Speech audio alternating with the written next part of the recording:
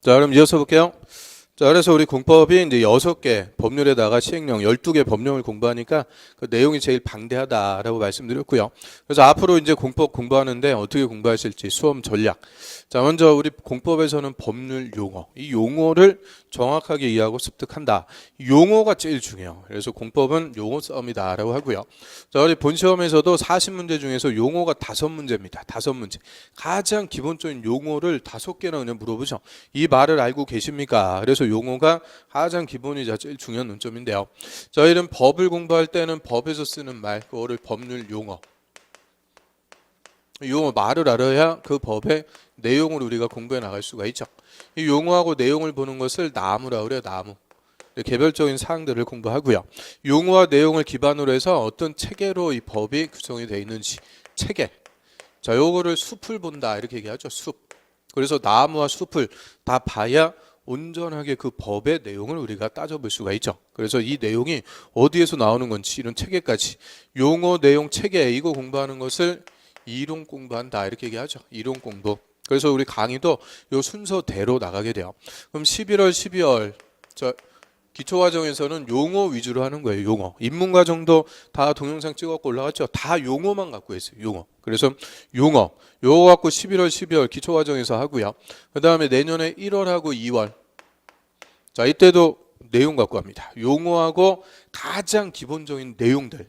그리고 3, 4월 달에도 용어하고 내용. 근데 여기서는 이제 심화 좀 더 들어가는 거죠. 심화. 그리고 5, 6월 달에는 이제 체계도 특강해갖고 체계 전체적인 체계도 우리가 공부하고요. 그리고 이때는 우리 시험에서 나왔던 거 기출문제.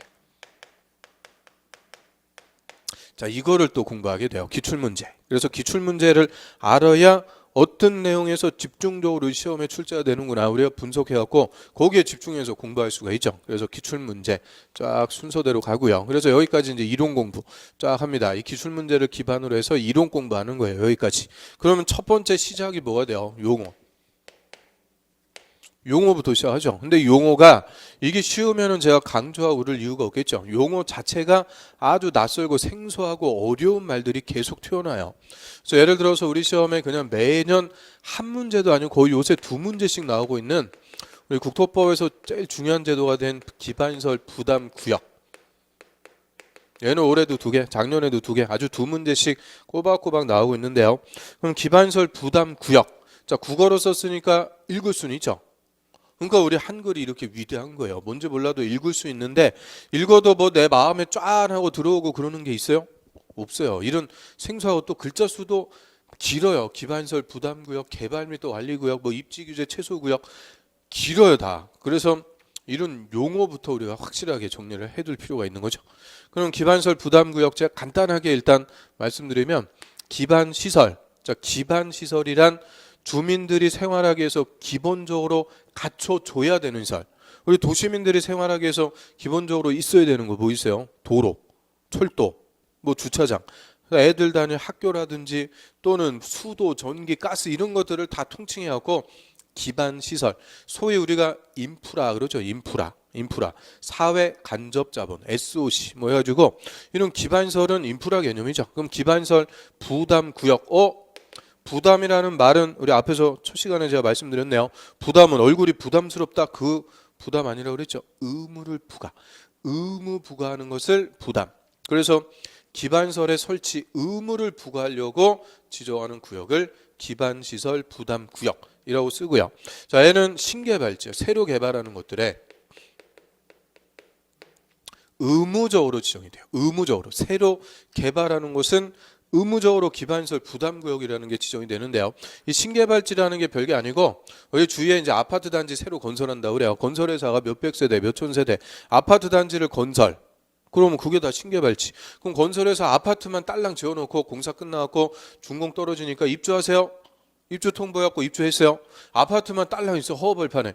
그럼 입주해도 생활할 수 있겠어요? 도로, 주차장, 애들 특히 다닐 학교가 있어야죠. 꼬맹이들 막 버스 타고 학교 다니고 그럴 수가 없잖아요. 그래서 이런 새로 개발하는 곳은 기반시설 부담구역이라는 게 의무적으로 지정이 되고요.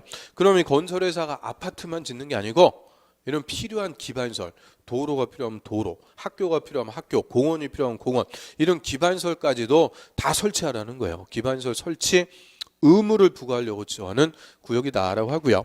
그럼 일단 이 말부터 좀 어느 정도 말기가 열려야 이거를 누가 지정하는지, 어디에 지정하는지, 어떤 절차로 지정하는지, 지정하면 효과는 뭔지 내용들을 하나씩 풀어갈 수가 있는 거죠. 그런데 일단 말부터 모르니까 이 내용 풀이가 안 되는 거예요. 그래서 이런 생소한 용어들이 계속 튀어나오니까 공법은 어떻게 보면 용어 싸움이에요. 용어만 딱 잡히면 점점 쉬워지는 거예요. 내용은 별거 없어요. 내용은 공법은 규제하는 거라고 했죠. 규제는 가장 큰 특징이 명확성입니다. 명확해야 국민들이 규제를 어기지 않고 따라갈 수가 있는 거죠. 그래서 명확성. 그럼 명확한 규제를 어려운 말로 써놨을 뿐이에요. 그래서 용어만 딱 잡히면 내용은 쭉 술술 풀려나가는 거예요. 그런데 나중에 보면은 용어는 하나도 모르고 그냥 내용들, 그 많은 내용들을 다 외우려고 그러니까 이게 안 되는 거죠. 그래서 공법 어렵다 그러는데 거꾸로예요. 용어만 하나씩 잡아가면 내용 자체는 그냥 따라옵니다. 그래서 이 용어가 제일 중요하다. 그래서 처음에 이 용어라는 게 이런 거 한 번 들어가고 절대 될 수가 없어요. 이 생소한 말을 한 번 들어가고 다 이해하고 다 한다. 천재. 우리는 천재를 대상으로 수업하는 게 아니죠. 보통 사람 이하. 또 보통 사람 이하 그러면 또 욱하시는데 아무튼 보통 사람 대상으로 계속 반복. 한 번 하고 두 번 하고 세 번 하고 네 번 하고 그냥 시험 볼 때까지 무진장 반복을 해요.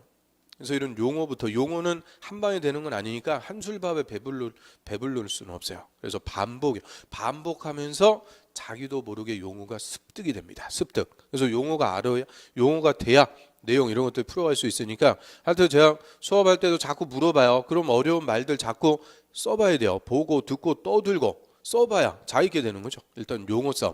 그래서 용어가 제일 중요하다 이렇게 얘기하고요. 그럼 이제 용어 내용 체계 기반으로 해서 우리 이론 공부했어요. 이게 내년 5, 6월까지. 내년 상반기 5, 6월까지 그냥 열심히 이론 공부합니다. 왜 이론 공부하는 거예요? 이론 공부하는 목적은 시험에 합격하기 위해서. 그래서 문제를 풀어가지고 정답을 찾아야죠. 문제를 해결해서 정답 맞춰갖고 60점 이상 합격. 이걸 목적으로 60점 이상 맞아갖고 합격을 목적으로 우리가 공부합니다. 합격. 이게 공인중개사 공부가 그냥 들어도 솔직히 엄청 좋은 거죠. 이 부동산에 관해서 공인중개사 공부하는 것만큼 과목별 6과목들 공부하면 부동산의 전문가가 될 수가 있는 거예요. 이런 아주 좋은 공부하는 건데 그런데 우리는 시험 공부가 목적이죠. 시험 공부. 시험에 합격하는 거. 그래서 무슨 교양 강좌 듣는 게 아니에요. 막 각박한 사회 현상에서 받았던 내 상처를 치유받기 위해서 힐링하기 위해서 공부하고 이런 거 아니죠. 그래서 오히려 이 시험 공부가 중개사 공부가 건강에 아주 해로워요. 담배보다 나빠요. 건강 아주 해치는 거예요. 나중에 가면. 그런데 우리 시험 공부하는 거니까 합격을 목적으로 공부해야죠. 그래서 두 번째 선택과 집중이 필요하다. 선택과 집중은 뭐 맨날 다 오만 대서 다 써먹는 거니까 이게 효율적으로 공부하셔야 된다는 거예요. 효율적으로 주어진 시간 1년, 이 주어진 시간 안에 합격할 수 있게끔 효율적으로 공부. 그럼 우리 부동산법은 2차 과목이니까 제가 처음부터 2차 과목 공법 열심히 하세요. 그렇게 얘기하면 안 돼요. 우리 시험은 일단 뭐가 더 중요해요? 1차가 합격이 돼야 2차가 유효. 1차가 불합격이면 2차는 100점 맞아도 불합격입니다. 그래서 1차부터 합격을 해줘야 되는데 자 1차가 두 과목 부동산 학개론 그리고 민법 자 이 두 과목이라도 이게 수준이 상당히 높습니다. 그럼 1차는 제가 시험 보는 목적이 중개사의 기본 소양 검증한다라고 그랬죠. 소양 검증. 야 근데 저는 중개사의 소양이 그렇게 높은지 몰랐어요. 그래서 우리나라에서 중개사 되려면 그냥 엄청난 소양을 갖춰야 돼요. 그래서 1차 과목 이게 어떻게 보면은 뭐 감정평가서보다 더 어렵게 나와요. 더 어렵게. 그래서 첫 번째 요 부동산 학개론 얘는 우리 중개사 시험 과목 중에서 성격이 유일하게 다르죠. 이거는 경제를 공부해요. 부동산에 대한 경제. 그럼 부동산에 대한 경제 현상이니까 경제하면 항상 수요하고 공급. 이거부터 나오는 거죠. 수요 공급. 아 이거 할 때는 별거 아니에요. 수요 공급 뭐 재밌어요. 그런데 다음에 탄력성 들어가죠. 탄력성. 그러면 거기서 게임 끝나는 거예요. 탄력성. 또 감정평가 들어갔다. 그리고 얘는 또 우리가 제일 좋아하는 계산 문제가 나옵니다. 40문제 중에서 10문제가 계산 문제로 출제가 돼요. 그럼 계산 문제는 간단해요. 공식만 딱 외우면 공식에 대입해갖고 계산하면 되는 거죠. 공식 몇 개 안 돼. 한 100개. 그래서 이게 학을 띠는 괴로운 과목이다. 그래서 학개론 만만치가 않아요. 공부 열심히 하셔야 돼요. 또 민법, 이 민법이 우리 중개사 시험 공부하면 왕이에요, 왕. 우리 중개사 시험 과목에서 주된 과목. 그래서 왕이 되는 과목이다. 그래요. 왕이 되는 과목. 나는 왕이 될 관상인가? 뭐 하여튼 그래서 왕이다 이러는데 우리 법을 공부할 때 기본 베이스가 되는 게 또 민법이에요. 이 민법에서 나오는 뭐 행위 능력이라든지 또는 뭐 의사표시라든지 이런 것들이 다 다른 법에서 다 써먹는 거예요. 민법이 돼야 중개사법도 되고요. 그리고 우리 공시법 중에서 등기법 있죠. 등기법은 민법의 물권법의 한 부속 법률밖에 안 되는 거예요. 그걸 우리 한 과목으로 공부하는 거죠. 그래서 이 민법이 모든 법을 공부하기 위한 베이스. 민법이 돼야 우리 공법도 돼요. 다 되는 거예요. 그래서 중개사 시험 공부하면 거의 70% 이상은 이 민법 한 과목에 그냥 올인해서 공부해요. 나중에 보면 맨날 막 법정 니상권이다 뭐다 갖고 그냥 막 여러분들끼리 그냥 또 토론 열띤 토론을 하고 막 그래요. 그래서 민법이 그냥 70% 이상. 얘가 시험 문제 수준이 상당히 높아요. 기본적인 조문도 물어보는데 특히 사례 케이스, 갑을 병정 얘들이 무슨 관계에 있는데 이걸 민법을 적용해서 해석해서 틀린 것은 야, 그 문제 읽는 데만 그냥 1분 넘게 걸리는데 그거를 딱딱 풀어갖고 정답 찾으려면 엄청난 연습이 돼야 이게 1분 내로 해결할 수가 있어요. 그래서 1차 과목, 2과목이라도 만만치 않아요. 1년 공부해야 우리가 합격할 수 있는 그런 수준으로 출제가 돼요. 그래서 특히 민법 위주로 해서 열심히 공부하셔야 돼요. 내년 상반기 5, 6월까지는 1차가 특히 민법이 어느 정도 궤도에 올라와야 다른 과목도 공부할 수 있는 여유가 생겨요. 맨 민법이 안 되니까 나 끝날 때까지도 민법에 그냥 전전긍긍. 그래서 민법 위주로 해서 내년 5, 6월까지는 열심히 1차 과목 공부하시고요. 그 다음에 2차 과목 또 2차만 준비하시는 분이 있죠. 올해 1차 합격해갖고 내년에 2차만 하시는 분들. 자, 2차에서는 공법이 나는 너무 재밌어 막 그래주고 제가 또 재밌게 수업하잖아요. 재밌게 수업해갖고 나는 공법이 너무 좋아. 공법을 전략 과목으로 삼아야겠다. 걔 망한다 그래요. 절대 공법이 전략 과목이 되면 안 돼. 얘는 우리 공법은 리스크가 너무 커요. 그래서 2차에서는 공인중개사법. 얘가 전략 과목. 얘는 그냥 범령 칙 다 딸딸딸 하는 거니까 100점도 맞을 수 있는 과목이에요. 100점도. 그런데 80점 정도 맞으면 된다고 그랬죠. 80점. 중개사법 80 맞으면 공법 공시세법은 50점만 맞아도 그냥 합격. 50점은 어떻게 맞으면 돼요? 한 개 맞고 한 개 틀리고 한 개 맞고 한 개 틀리고 이렇게만 끝까지 가면 된다고 그랬죠. 그래서 그러면 되는 거니까 공법에 너무 부담 갖고 그러실 필요 없다는 거예요. 그래서 예를 들어 갖고 딱 1년 공부해 갖고 60점으로 딱 합격했다 그래요. 2차 평균 60점. 근데 60점 딱 맞았다. 딱 점. 우리 시험 끝나면은 시험지 그냥 갖고 오는 거예요. 자기가 본 시험지 갖고 오는 거죠. 그래서 가다반 나왔고 딱 채점해 보니까 60점 딱 나왔어요. 딱 점. 그럼 일단은 합격인데 그러면 우리 시험 보고 한 달 뒤에 합격자 발표가 납니다. 야, 한 달 동안 어떻게 될까? 잠을 못 자요. 합격했다. 나 60점 맞았다. 좋았는데 바로 이제 다음 날부터 내가 또 OMR 카드 뭐 하나 삐끗하진 않았는지 오만 생각이 다 들어갖고 잠을 못 자요. 그래서 한 달 뒤에 합격자 발표 가보면 아주 얼굴이 그냥 그렇게 많이 상해 있어. 사람이 막 눈 밑에 다크서클이 막 들여져 있고. 그래서 딱 한 개만 더 맞히는 거예요. 딱 한 개만. 60.83 한 개 더 맞히면 2차 점수가 60.83. 사람이 또 한 개만 더 맞히면 한 개 또 삐끗해도 괜찮죠.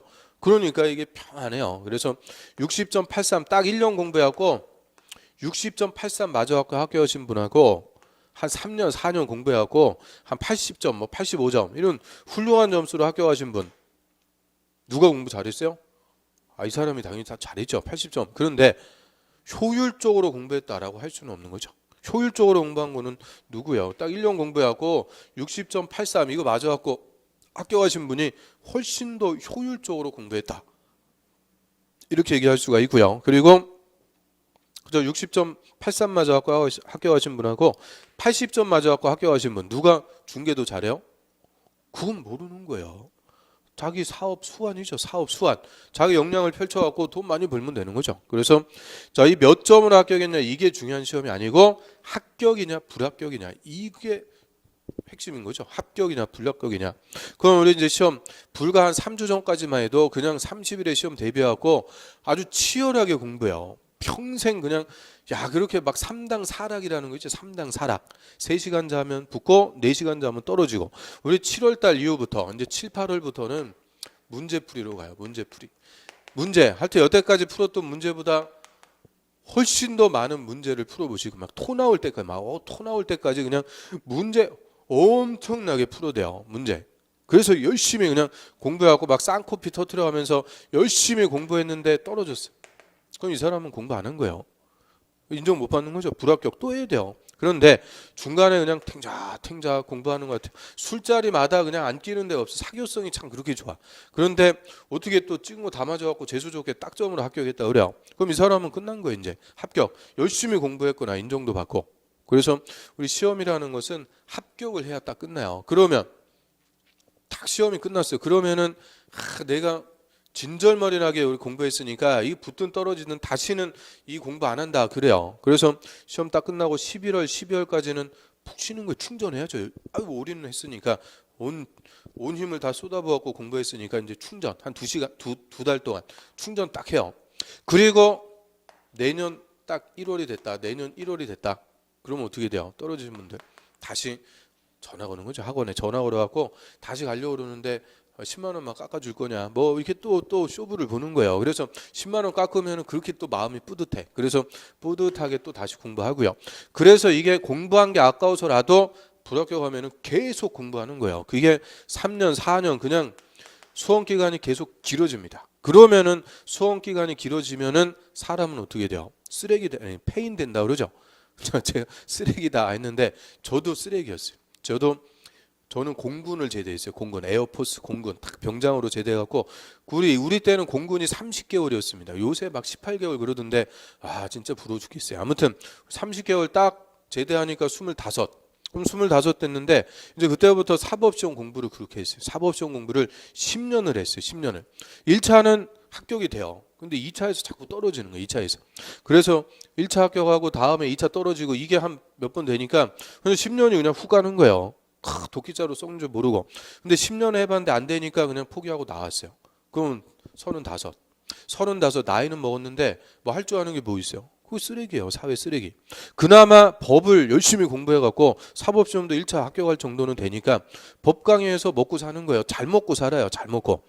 저는 아주 행운의 케이스예요. 그런데 이게 이런 중개사 공부를 막 3년 4년씩 공부했다. 이거 완전히 그냥 사람이 경제적뿐만 아니라 정신적으로 육체적으로 아주 피폐해지는 거예요. 그래서 시험 공부는 수험 공부는 단기간에 효율적으로 공부해서 합격해야 딱 끝나는 거예요. 몇 점이냐 중요한 게 아니고 합격을 목적으로. 그래서 효율적으로 공부해죠. 그럼 중개사법이 2차에서는 전략 과목이다. 이유는 중개사법 공법하고 조문수가 10배 차이가 나요. 10배. 그래서 우리 공법은 12개 법령의 조문수가 2,000개 조문인데요.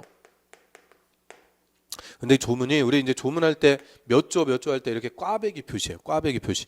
1조가 있다. 그럼 1조가 그냥 1조로 끝나는 게 아니고 1항부터 다시 10항까지. 기본적으로 10항까지 있어요. 그러니까 2,000개 곱하기 10, 2만 개예요. 조문이 2만 개. 엄청 많은 거죠. 엄청. 그래서 이런 2,000개 조문을 다 공부해야 2만 개 조문을 다 공부해야 우리가 시험 볼 수 있는 거냐? 그게 절대 아니라는 거죠. 그래서 제가 여태까지 1회부터 31회까지 시험에 나왔던 기출 문제가 다 제 머릿속에 입력이 돼 있어요. 올해 엊그제 시험 본 것도 다 머리에 있어. 그래서 이 중에서 우리 시험에 한 번도 안 나오는 게 있어요. 여태까지 한 번도. 그거 공부할 필요 있다 없다? 없다. 그래서 제가 수업할 때도 기본서에서 반은 그냥 제끼고 넘어가요. X표 치고 그냥 넘어가 버려요. 이런 거 시험에 안 나오는 거니까 여러분도 공부할 필요 있어요 없어요? 없어요. 이런 거 혹시라도 이런 데서 또 물어봤다. 그거는 맞히라고 내는 게 아니고 가오를 바라라고 내는 거예요. 신의 가오. 그런 거를 막 공부하는 게 아니죠. 그러면 나왔던 거 이 중에서도 한 10년에 한 번, 20년에 한 번 나오는 거 이런 역사적인 것들 필요 없어요. 맨날 나오는 거 있죠. 매년 나오는 핵심 중요한 사항 이거를 확실하게 선택해서 공부를 하셔야 돼요. 그러면 어떤 사항이 매년 나오는 건지 여러분이 알아요 몰라요? 모르죠. 그러니까 수업을 듣는 거예요. 그래서 이 제가 수업한 내용, 요 선택해서 공부한 내용, 요것만 집중해 갖고 공부하시면 된다는 거예요. 그래서 나머지 이런 거를 안 배운 거를 틀려갖고 떨어졌다. 그게 아니고 공법은 배운 거를 그냥 1년 내내 그냥 주구장창 배운 거를 못 맞춰갖고 실수해서 못 맞춰갖고 떨어지는 거예요. 공법은 절대 고득점이 될 수가 없는 거라 그랬죠.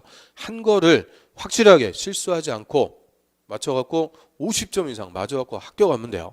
그래서 이 강사의 역량이 무엇보다도 중요한 과목이 공법입니다. 이 방대한 내용을 다 해요. 그냥 다. 그러니까 수험생 부담만 이따만큼 늘려놓고 점수는 안 나오고. 그래서 이 강사가 무엇보다 중요한 게 공법 과목이에요. 그래서 저하고 만나는 게 어떻게 보면 여러분들 행운이에요.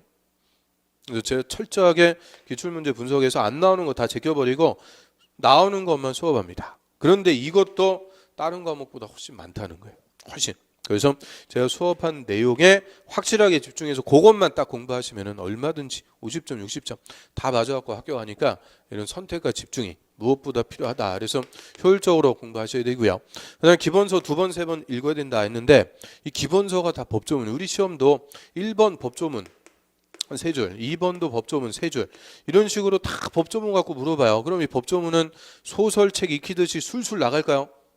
그렇지 않아요. 딱딱하고 어렵죠. 그러니까 이런 법조문을 익혀야 자꾸 눈에 익혀야 1분 내로 딱 틀린 거 찾아갖고 해결할 수가 있어요. 그래서 우리 공법은 기본서가 그냥 법조문입니다. 그래서 법조문을 자꾸 익히기 위해서 기본서 2번, 3번 읽어야 되는데 제가 수업하는 순서가 이래요.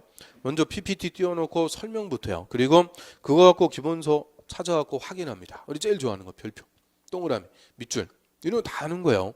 어디 수업 열심히 하는데 어디 하는지 몰라갖고 맨날 뒤척뒤척대고 그럴 필요 없다는 거예요. 제가 수업하고 다 그대로 기본서 보고 다시 또 읽어봐요. 그래서 이 수업만 잘 들어도 자동 기본서 2번, 3번 읽습니다. 그래서 결석하면 안 된다. 결석. 이게 한마디로 결석만 안 하면 자동적으로 기본서 2번, 3번 다 읽게 돼요. 특히 올해 이제 코로나 때문에 이게 보통 보면은 인강으로 듣는 분들 그리고 직접 오프라인 학원 수강하시는 분들 이게 이제 올해 코로나 때문에 확 벌어졌죠. 9대1이에요. 9대1. 그래서 내가 한번 못 들었다. 그럼 인강으로 보충하겠다 이렇게 생각하시는데 보충이 잘 안 돼요. 그래서 죄송하지만 자 합격률을 보면 인터넷 강의, 이 인터넷 강의 동영상으로 공부하신 분은 90%인데요. 우리 시험 보는 사람 중에서 90%. 근데 이 중에서 합격률은 10%가 안 돼요. 그리고 오프라인에서 직접 얼굴 보고 공부하신 분은 80% 이상의 합격률이 나와요. 그래서 이게 페이스 그냥 직접 오프라인에서 수업 들으면 수업 시간 동안은 꼼짝 마라 집중해서 들을 수밖에 없어요. 그런데 인강은 처음에 10분만 반짝하는 거죠. 10분만 반짝. 그 다음에 막 전화 왔다 카톡 왔다 또 그거 신경 쓰고 저 물 끓어요. 물 끓으면 또 가스불 전기불 끓어가야 되고. 그래서 이 동영상은 인강은 이 집중도가 떨어져 갖고 인강으로 공부해서 합격하기가 진짜 힘든 거예요. 정말 열심히 하셔야 돼요. 열심히. 그래서 올해는 참 또 불리하게도 인강으로만 여러분들 만나뵙게 되었고 하여튼 그 매주 공법 4시간씩 이렇게 올라갈 거예요. 그거 한번 밀렸다. 다음에 그거 보충하려면 완전 힘들어요. 4시간 수업한 거를 4일 걸려. 4일. 동영상으로 보려면. 그러니까 빠지지 말고 꼬박꼬박 매주 올라가는 것들 그대로 그냥 좀 학습 계획을 세워갖고 꾸준하게 성실하게 공부해야 돼요. 그래야 인터넷 강의로 합격할 수가 있어요. 그래서 결석하면 안 된다. 특히 인강 매주 올라가는 거 빼먹고 그러면 안 돼요. 그 다음에 그 끝까지 포기하면 안 된다 그랬는데 이 우리 시험 공부가 지금부터 내년 10월 마지막 주 토요일까지 시험 볼 때까지 거의 1년을 공부해요. 1년이 짧으면 짧은 건데 길면 또 길죠. 그래서 1년간 이 끝까지 공부하면 안 돼요. 아니 포기하면 안 된다. 그래서 우리 이제 특히 내년도 3월부터 이제 시험을 봐요. 전국 모의고사. 그런데 한 11월부터 공부하신 분들은 내년 4월까지 거의 6개월 반년을 공부한 거죠. 그럼 내가 이제 6개월 반년을 공부했으니까 어느 정도 수준인지 우리 전국에 메가랜드 학원이 한 20개 정도 있어요. 똑같은 날짜에 똑같은 이제 시험 보는 거예요. 그래서 전국 석차 이런 것도 나오고 하는데 처음에 우리 모의고사 의욕적으로 덤벼갖고는 내가 어느 정도 이제 공부가 됐는지 딱 시험 봤는데 공법은 비극적인 점수 나오죠. 27.5점. 딱 이런 거 나오는 거예요. 야, 그럼 내가 평생 살아오면서 20점을 맞고 자괴감도 들고 막 우울감에 빠지고 여기 슬럼프 오는 거예요. 그런데 이게 처음에는 누구라도 이 점수가 나와요. 왜? 공법은 일반 상식이 아닙니다. 우리 기반시설 부담구역 이런 거 처음 생소한 거죠. 처음 듣도 보도 못한 건데 이거에 관한 내용들을 누가 지정하고 뭐 이런 것들 물어보는데 이게 일반 상식으로 접근하면 다 해결이 안 돼요. 전문적인 규제 내용. 그러니까 공부가 돼야 돼요. 근데 공부라는 게 이게 실력이 이렇게 쌓이는 게 아니죠. 점수가 이렇게 되는 게 아니고 어느 정도 실력이 쌓일 때까지 똑같아요. 27.5점. 그러다가 한번 치고 올라가는 거예요. 또 한번 치고 올라가고 이런 식으로 계단식으로 점수가 올라가요. 그러니까 이 중간에 열심히 내가 한 것 같은데 점수는 안 나. 막 슬럼프 오는 거죠. 슬럼프. 그럼 슬럼프 왔다. 그러면은 그냥 며칠이든 뭐 일주, 2주든 그냥 다른 거 하세요. 좀 어디 충전하고 오고 놀러 갔다 오고 충전해야 돼요. 그래서 괜히 뭐 의욕도 능률도 없는데 괜히 수업 들어봤자 인상만 쓰고 수업 듣고 그럴 필요 없어요. 능률도 없고. 그래서 슬럼프 오면은 그냥 한 2주 정도 떠났다 오세요. 그러면 딱 2주 지난 다음에 오면 정신이 바짝 들어요. 2주 내가 놀았구나 또. 그래서 능률도 높아지고. 그래서 중간에 슬럼프 같은 거 오면은 잘 슬기롭게 해결하시면서 이 공부. 그래서 처음에 이런 점수가 나와야 올라가는 재미가 있죠. 처음부터 막 70점 이렇게 맞으면 뭐 하려고 공부해요. 그래서 처음에는 점수가 이렇게 나오는 거니까 슬럼프 이런 것들 잘 슬기롭게 극복하면서 끝까지 포기하면 안 돼요. 이유는 이 쭉 해갖고 7, 8월 달 문제풀이 그 다음에 이제 9월 달, 10월 달에는 마무리 특강합니다. 마무리 과정 특강. 자 이때 우리 공법은 100선이에요. 100선. 자 올해도 그렇고 이 100선이 이게 100문제가 아니고 거의 200문제, 300문제 돼요. 문제 하나당 지문이 5개가 아니고 막 10개, 15개씩. 그래서 여태까지 우리 시험에서 나왔던 기출지문의 족보예요. 우리 대학교 때도 선배들이 족보 다 주죠. 그 교수님, 이 교수님 맨날 이것만 낸다. 족보 쫙 주듯이 저 족보를 쫙 100문제로 만들어갖고 나눠드리는 거예요. 그럼 여기서 무조건 우리 시험에 60% 이상 출제가 됩니다. 올해도 그래요. 올해 공법이 그렇게 어려웠어도 이 100선에서 60% 그대로 똑같은 지문이 나왔어요. 그것만 실수하지 않고 맞췄어도 60점 맞는 거예요. 그래서 60%가 그대로. 내년도 마찬가지죠. 다 기출지문 이 족보 딱 100선으로 만들어 드리는데 처음 공부 시작하시는 분한테 100선만 딱 던져드리고 이것만 딸딸딸 외우면 그냥 한 문제 맞춥니다. 맞출 수 있겠어요? 뭔 말인지도 모르는데 그게 안 되는 거예요. 그래서 이 100선을 하기 위해서 우리가 순서대로 1년을 진행을 해서 마무리하는 건데 제일 중요한 거 이거 할 때 없어지는 분들이 있어요. 혼자서 공부해야지. 도서관 가거나 절에 들어가고 절 가는 게 제일 나빠요. 절 가는 게 템플스테이도 아니고. 그래서 이 마지막에 이 100선 이거 하는 게 제일 중요한 거니까 중간에 슬럼프 오고 그러면 좀 없어져도 된다 그랬어요. 그런데 마지막에 꼭 있어야 돼. 마지막. 그래서 우리 학원에서도 보면 마지막까지 제가 1년 동안 강의 들어주셔서 갖고 감사합니다. 시험 잘 보세요. 이렇게 마지막에 계셨던 분들이 합격자 보면도 그대로 계세요. 이게 마무리가 제일 중요한 거라는 거예요. 근데 이거 할 때 없어지니까 안 되는 거죠. 그래서 마무리할 때 꼭 보이셔야 돼. 끝까지 포기하지 않고 하여튼 1년 공부하면 내가 어떻게 합격했을까? 막 문제 다시 풀어본 거 맞힌 것도 와 내가 이거 어떻게 맞췄지? 막 신기반기. 그래도 자기도 모르게 합격해요. 그래서 60.83 딱 1년 공부해갖고 합격해서 끝내는 거예요. 그래서 효율적으로 이렇게 끝까지 포기하지 않고 제 수업 들으면 공법은 실패 없어요. 딱 1년 만에 딱 안정적으로 50점, 60점 맞아갖고 다 합격할 수 있게끔 하니까 하여튼 요 4가지 이렇게 당부의 말씀 드렸어요. 이거 잘 귀담아 들으시고 자 이렇게 이제 앞으로 공법을 공부해 나가게 되죠.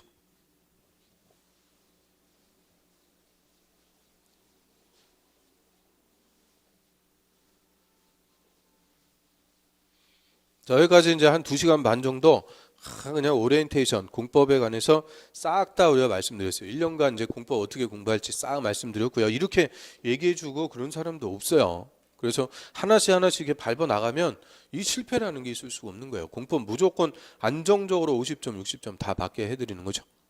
그러면 이제 첫 번째 법률 한번 들어가 있습니다. 오늘 이제 처음 수업 듣는데 또 그냥 오리엔테이션만 그냥 좋은 얘기만 하고 끝나면 안 되죠. 맛배기로서 첫 번째 법률. 자, 우리 기본서.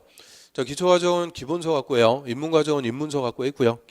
기초과정은 기본서 가지고. 자, 기본서. 자, 24페이지 보겠습니다. 24페이지. 자, 24페이지에 첫 번째 법률 나오네요. 우리 첫 번째 법률.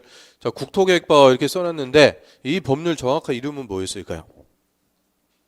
자, 그 페이지 맨 밑에 그 24페이지 옆에 그 법률의 이름 딱 써 있죠. 제 1편 국토의 계획 및 이용에 관한 법률. 그게 정확한 이 법의 이름이죠. 국토의 계획 및 이용에 관한 법률 줄여갖고 국토계획법, 더 줄이면 국토법. 그래서 국토법. 자, 체계에 이렇게 써놨는데, 자, 국토법의 체계가 용어입니다. 그래서 그 이번에 용어정이 이렇게 나오죠. 그 29에 이렇게 써 있는데 29회, 30회, 31회 매년 한 문제도 아니고 거의 두 문제씩 나오고 있어요. 용어에서. 국토법에 사용하는 말이 이런 의미입니다. 용어를 국토법에서 직접 정해줘요. 그리고 이 말의 의미를 알고 계십니까? 그거를 그냥 시험에서 기본적으로 물어보는 거죠. 그래서 이 용어 파트가 아주 중요해요. 공법은 첫 번째도 용어, 두 번째도 용어. 그래서 용어정의.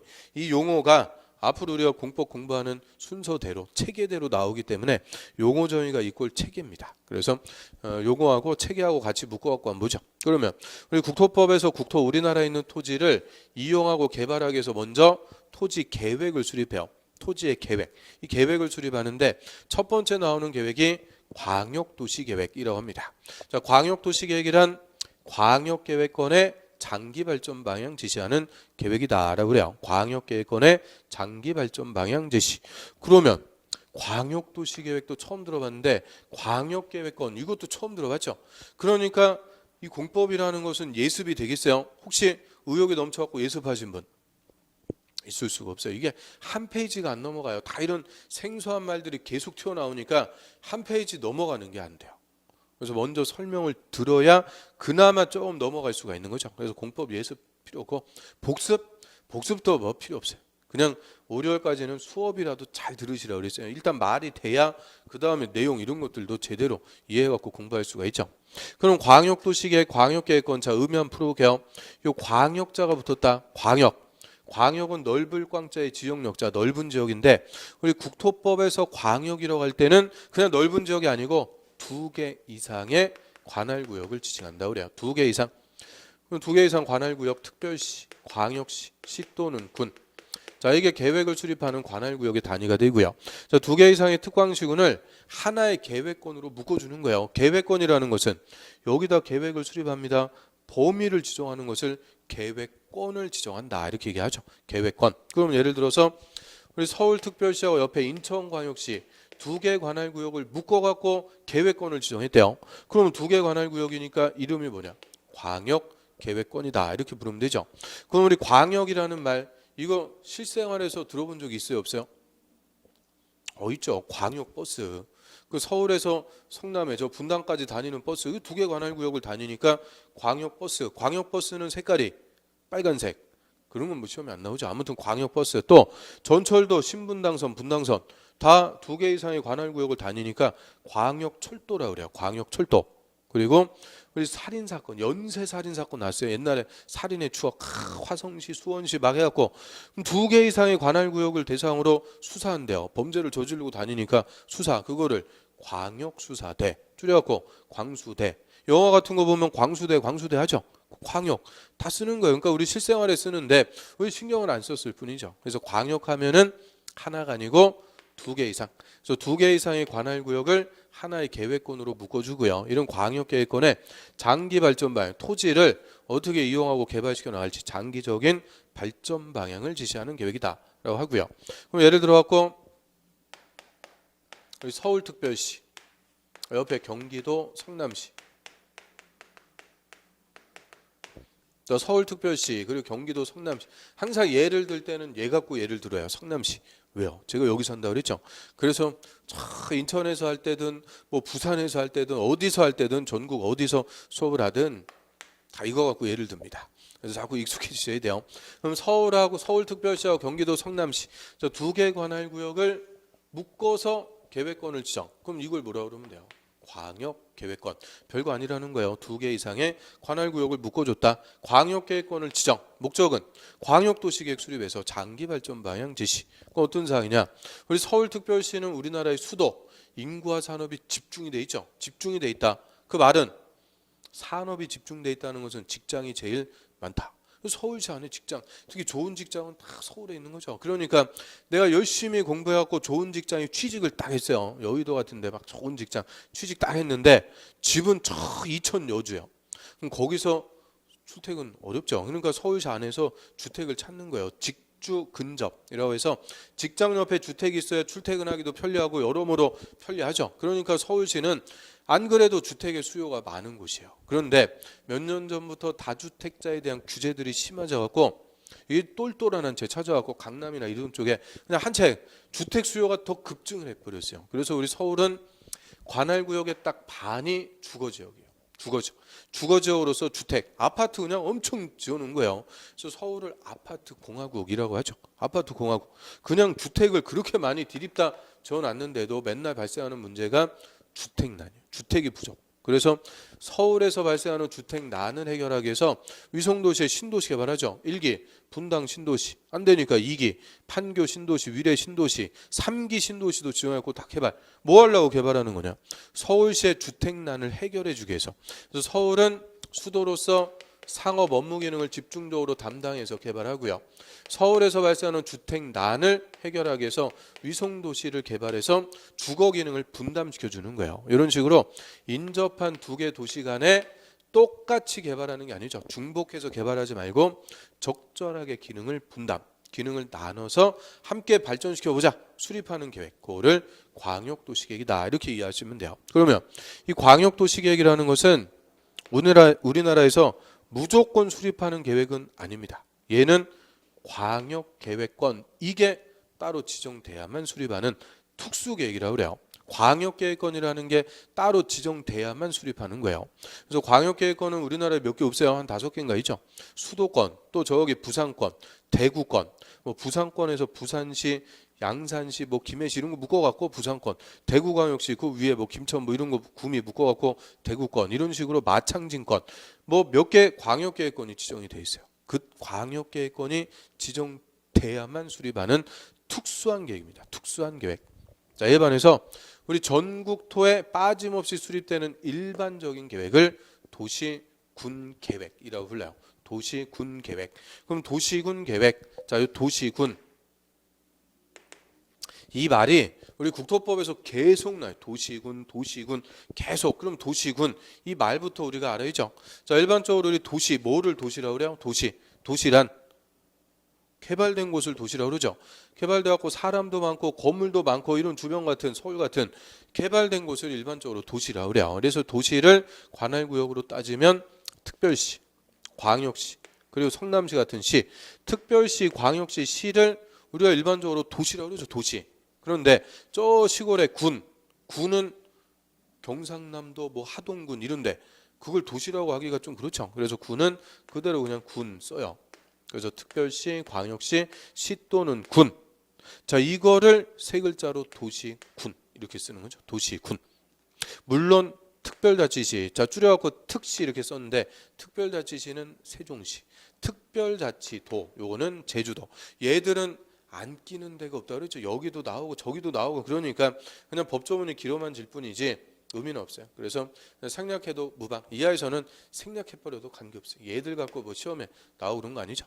그래서 특별시, 광역시, 시 또는 군, 앞글자 따갖고 특광시군. 항상 계획을 수립하는 단위는 특광시군.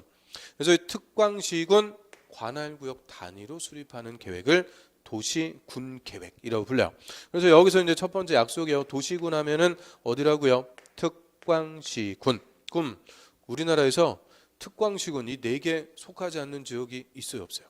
없다 그랬죠. 다 특별시 아니면 광역시 아니면 시 또는 군에 속하니까 특광시군 관할구역 단위로 계획을 수립해도 궁극적으로는 전 국토에 빠짐없이 수립이 되는 일반적인 계획이 도시군 계획이 된다라고 하고요. 그래서 도시군 계획은 특광시군 관할구역에 수립하는 토지계획. 근데 얘가 종류가 다시 두 가지로 나눠져. 도시군 기본계획하고 도시군 관리계획. 기본계획과 관리계획 두 개가 있어요. 그럼 기본자하고 관리자하고 빼버리면은 뭐만 남아요? 도시군계획. 그래서 기본계획과 관리계획 합쳐갖고 도시군계획이다. 이렇게 얘기하고요. 그럼 이제 도시군계획이 뭐예요?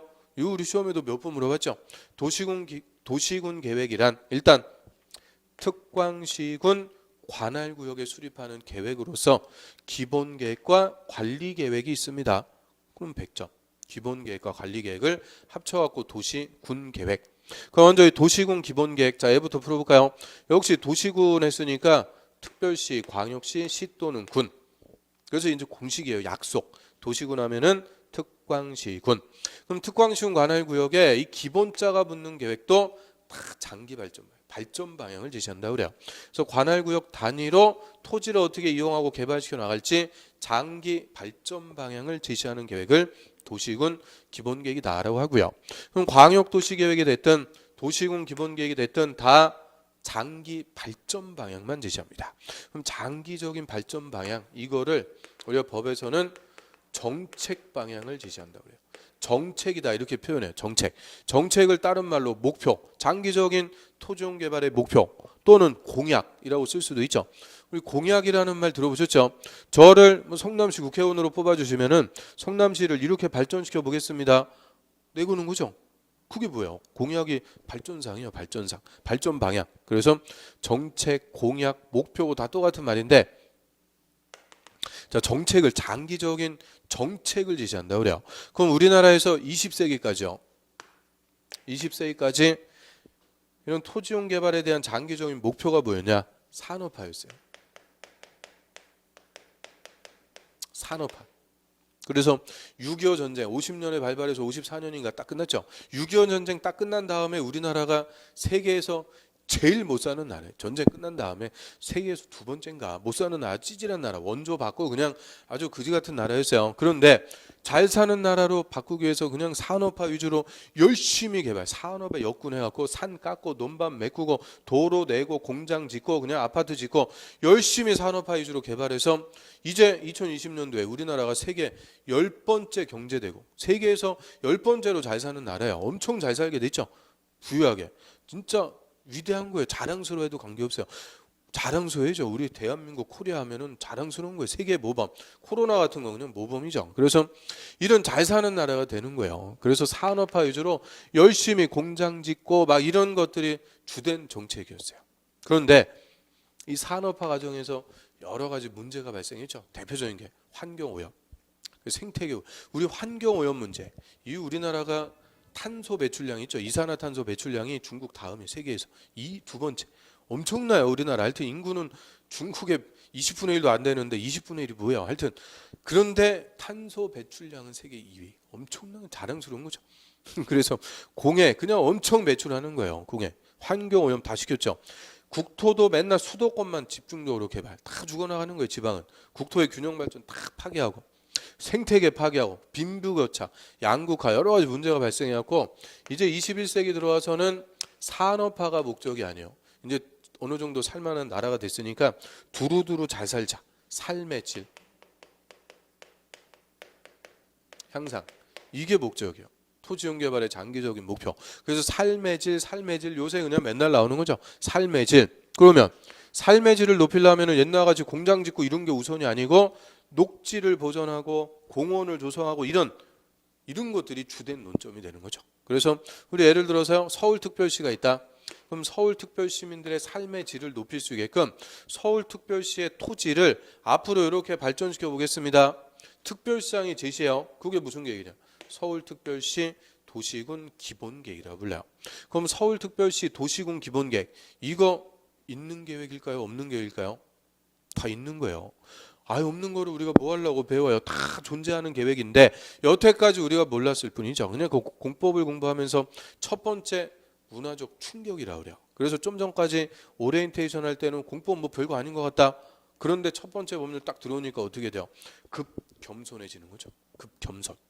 듣도 보도 못했던 거 이런 것들 공부하게 되니까 그래서 공법이 이게 처음이 어려운 거예요. 처음이. 그래서 아무튼 자 그럼 우리 서울특별시 저 홈페이지 있죠? 홈페이지 서울특별시청 홈페이지 다 있어요. 그 홈페이지에 가보면 옆에 배너가 딱 있어요. 2030 서울특별시 도시군 기본계획. 그거 한번 딱 눌러보면 2030년까지 서울시가 어디에 주안점을 두고 발전돼 나갈지 우리가 미리 볼 수가 있어요. 이런 식으로 특별시면은 특별시. 그럼 옆에 인천광역 시민들의 삶의 질을 높일 수 있게끔 인천광역시의 토지를 앞으로 이렇게 발전시켜 보겠습니다. 인천광역시장이 수립했다. 그게 무슨 계획이냐? 인천광역시 도시군 기본계획이라고 불러요.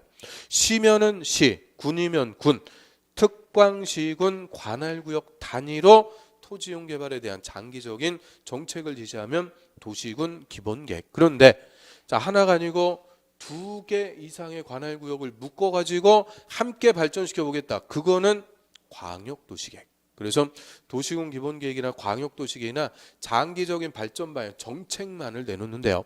이 정책이라는 것은 현실적으로 집행이 될 수도 있고 안 될 수도 있고, 안 되는 거 그냥 말 그대로 빈말로 끝나는 것들이 대부분이죠.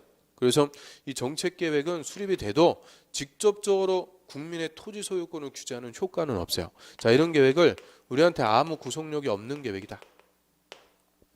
비구속적 계획이라고 합니다. 그럼 제가 첫 시간에 공법은 규제법이라고 그랬죠. 국민의 부동산에 대한 재산권 행사를 규제. 이 규제를 가하는 수단이 계획. 계획을 토지의 계획을 수립해서 계획에 따라서 규제한다 그랬는데 이 계획들은 수립이 돼도 직접적으로 우리한테 규제를 가하는 효과는 없더라. 그러니까 구속력이 없다. 그래서 비구속적 행정계획. 그럼 우리한테 아무 효과가 없으니까 얘들은 우리가 꼭 알아야 돼요. 몰라도 관계없어요. 몰라도 관계없다. 그래서 여태까지 쭉 모르고 살아오신 거예요. 그럼 몰라도 되니까 이 후보 출제 비중도 떨어지는 거예요. 출제 비중도 합쳐갖고 한 문제 나올까 말까. 그래서 작년 30회 때는 둘 다 하나도 안 물어봤어요. 근데 올해는 또 30일에는 한 문제 한 문제. 그러니까 그냥 얘들은 합쳐갖고 1년에 한 문제 나온다. 그 정도 생각하시면 돼요. 그리고 이 두 개가 광역도시계획, 도시군 기본계획 물어본 게 올해 국토법에서 그나마 쉬웠던 문제, 두 문제. 땡큐한 문제. 이 계획들이. 그래서 이 두 개는 중요성도 떨어져요. 출제 비중도 떨어지는 거니까 그냥 들어두시면 되고요. 제일 중요한 거는 요 세 번째 도시군 관리 계획이라고 그래요. 근데 요거부터는 조금 쉬었다 보도록 할게요. 좀 쉬었다 하겠습니다.